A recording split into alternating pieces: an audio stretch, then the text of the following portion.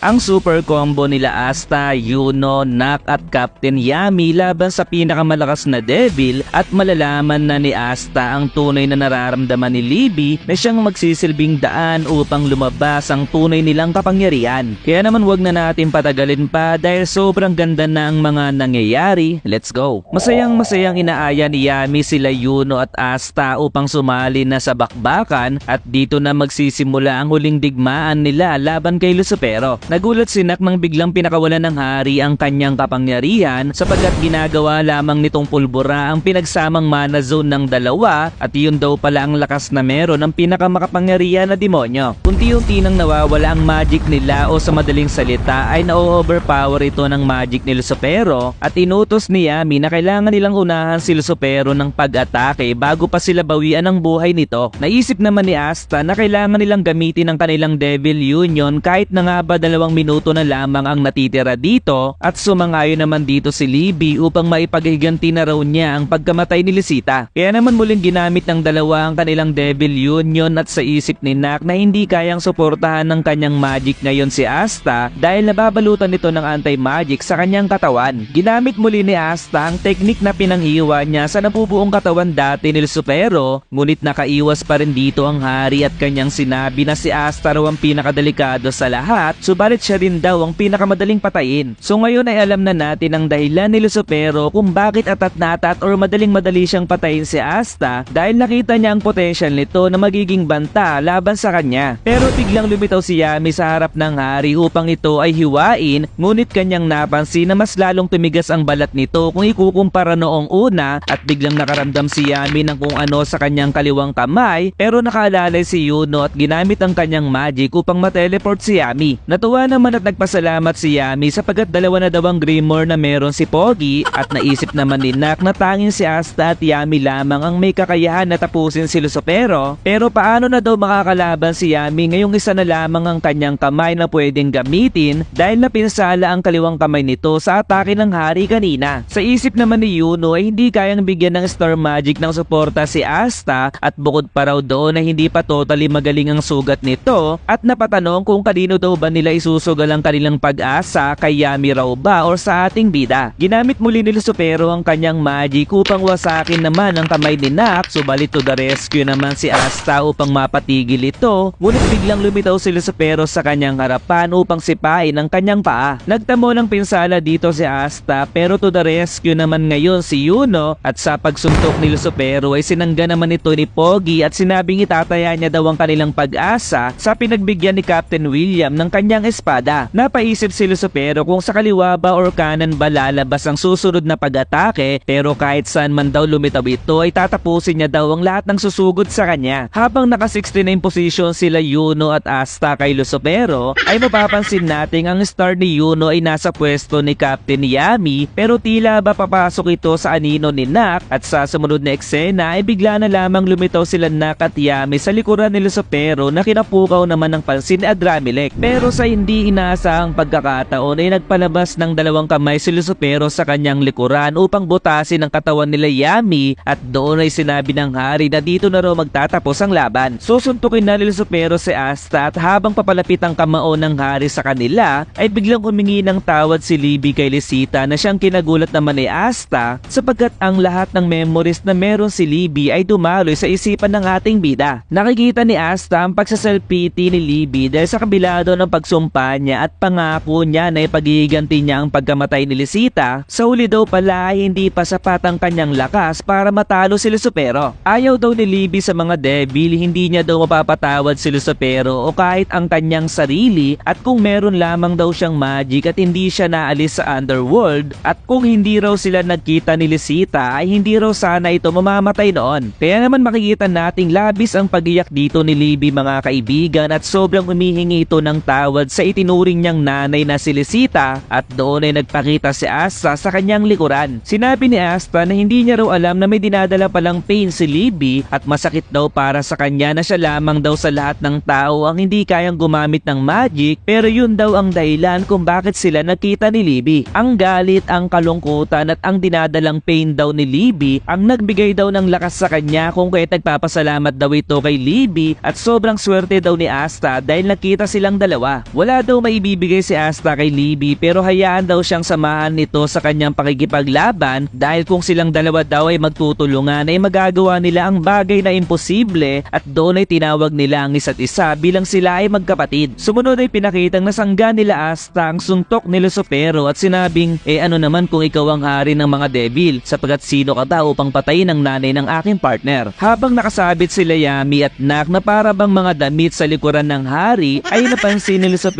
na may nagbago kay Asta pero wala pa rin naman daw itong mahika. Kaya't susuntukin na naman niya ito pero si Asta hindi umiwas sa pag-atake ni Lucifero. Parang baliwala lamang kay Asta ang suntok na ginawa ni Lucifero at sinabi nito na kakaiba daw ang kanyang nararamdaman ngayon sapagkat noon daw ay para bang nagpapatong lamang daw sila ni Libby kapag nagda-devil union pero ngayon daw ay para na silang iisa talaga. Habang hawak-hawak ni Asta ang kamay ni Lucifero ay kanyang sinabi dito na hindi na raw ito tungkol sa galit na meron sila dahil tanging alam daw nila sa mga oras na yun na kailangan nilang pabagsakin ng hari. Mapapansin nating 5 na ang sungay na meron ngayon si Asta at tatalunin niya raw ito upang sila ay mabuhay at napansin muli ng hari na pinapawalang bisa ni Asta ang lahat ng magic na kanyang mahawakan kaya naman muling tinagtag ng suntok ni Lucifero ang ating bida pero si Asta ay madali lamang itong sinangga at walang epekto ang ginawa ni Lucifero sa kanya. Biglang hiniwa ni Asta ang dalawang kamay ni Lucifero sa kanyang likod upang makawala sila Yami at habang papabagsak ay napatanong si Nak kung yun daw ba ang tunay na kahulugan ng Devil Union. Masaya namang sinabi ni Yami na simula pa lamang daw ay alam niya ng interesting talaga si Asta at sa isip ni Asta na 5 segundo na lamang ang natitira sa kanilang Devil Union at pinaamoy niya ang kanyang sapatos sa hari ng mga devil,